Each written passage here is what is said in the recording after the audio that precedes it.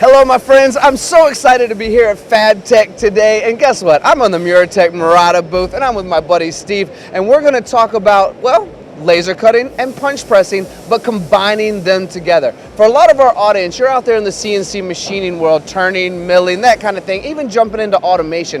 Fabrication is something we're diving into more and more here at MTDCNC, and we're going to talk about that today. So Steve, we're standing in front of this machine, MF3. You know what? That's a whole lot of letters and numbers. Does it mean anything? It's got to mean something, right?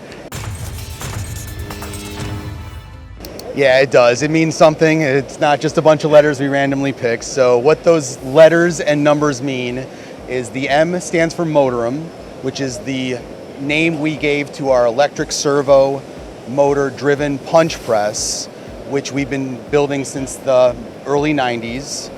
The 30 there is for 30 metric tons, which is the amount of punching capacity that we have.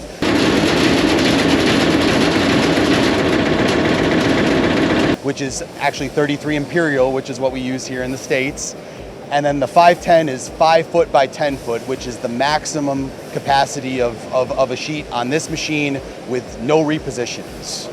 And then the HL, finally, is the coolest part, which is hybrid laser, which is meaning that we're combining two processes. We're combining the punching process and the forming process with the laser, making it a hybrid machine. So you get the best of both worlds. Yeah, and we're going to dive into that right now. And the reason I made that little joke at the beginning is because it is a bunch of numbers, but I did want you to explain it for the audience, because I would have just called it, you know, the Muratec Awesome or something like that. But that's why I don't name things. That's right. Right? That's right. So, all right, we're punching, we're laser cutting, it's all in one machine. For our audience watching, there is a theme across all of manufacturing, which is combining operations into one, saving floor space, and allowing ourselves to do more with limited operators and skilled workers out there. That concept still exists when we're talking about punching and lasering, but let's dive into what this world brings in the world of fabrication when we're talking about the ability to do all of it inside of one machine.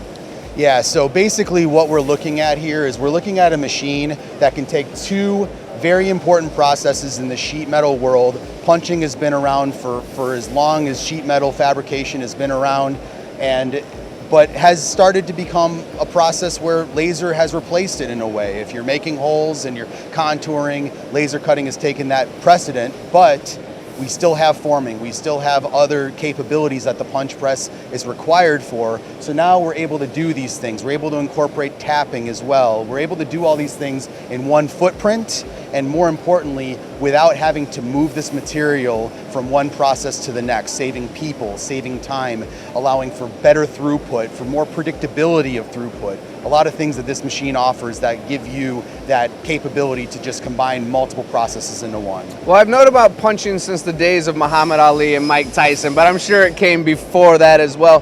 When the original style, let's say two different machines were in a machine shop of punching and then laser cutting. Laser cutting, I would say, is a bit newer than punching processes, of course. Absolutely. What were some of the casualties is a strong word, but I'm gonna use it anyway. What are some of the flaws and casualties that happen from having to move a process from one machine to another machine that are being reduced now, other than just people and floor space? Yeah, labor's the big one.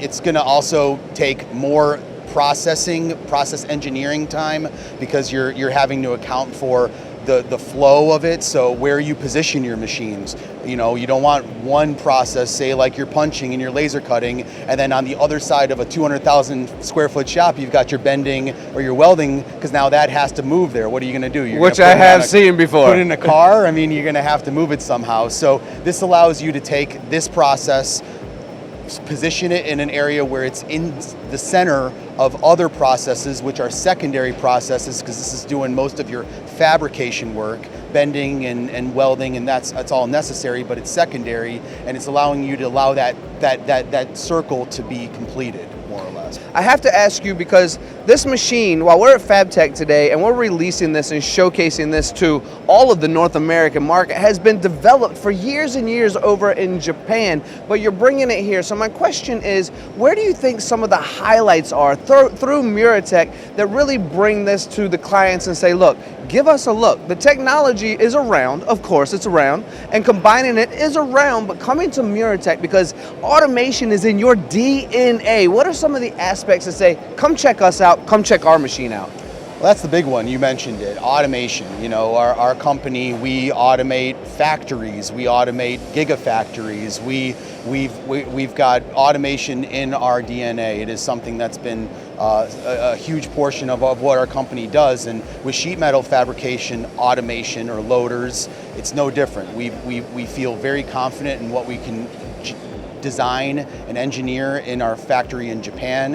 It's reliable. It's something that we've put through the test of time, and Japan in a lot of ways has been our test market. We've been given the opportunity to find ways that this machine can be utilized in Japan, and now we're bringing it here with a lot of improvements that have been made from that trial and error process, and now we feel like we've got the product that works best for our market, which is going to be high production, high volume, get parts done as quickly as possible, and make that process as simple and seamless as you possibly can. Yeah, I agree with you completely. I've actually been into your facility in North Carolina, which leads us directly into the next part of the conversation is we can sell a machine. We can get a machine into a facility. We can educate everyone in the world about how it can work for them seamlessly. But things eventually do go wrong from time to time, especially if there's the lack of confidence of new technology, lack of confidence of automation. We want it to be simple, but we also want to be supported, right? I've been into your facility. I've seen the amount of storage that you guys have there, but let's talk about simplicity, ease of use, and the ability to be supported through service and support with you guys. Yeah, so first on the programming side of things, which is always a big focus on customers when they're bringing in a piece of equipment, is can we use our software? Can we use do we have to change our entire process? The answer is no. You can keep the software that you're using. We will incorporate our applications engineers and our programming side to work with that third-party software. We do not have software, so we allow the software guys to do their work, and we just bring our equipment in to work with that software. Same thing on the tooling side. A lot of people have punch presses. They've invested heavily in tooling. We work with our legacy customers and new customers on our 114 Wiedemann style tooling, which has been around for decades, but we'll also work with the standard spring style thick turret tooling that they may have from another brand, and we build turrets to work with both of those designs, so we're not forcing customers to have to decide to reinvest in all that tooling, to reinvest in the software, to change their process. We want to make the machine work with their process, not the other way around. Very, very well said. So we've educated the audience on why to stop by, to check out the machine, a little bit of the history and education, how the overall conceptualized version with the lean manufacturing, saving floor space. We've gone over the details, but there's an audience out there that kind of knew some of that already, and they want to see the guts of this machine. They want to see what really can be made. Do you think we could step inside, step around, and look at some of this stuff? Yeah, I think it would be only the best thing that we can do to show what this thing actually is able to do. Absolutely. So for everyone who's enjoyed this video, we have another couple videos, so make sure you do not miss them. Well, we're going to step around the side. We're going to look at parts, and we're going to look at the guts of this machine so we can show you firsthand what the differences actually are. So stay tuned for those.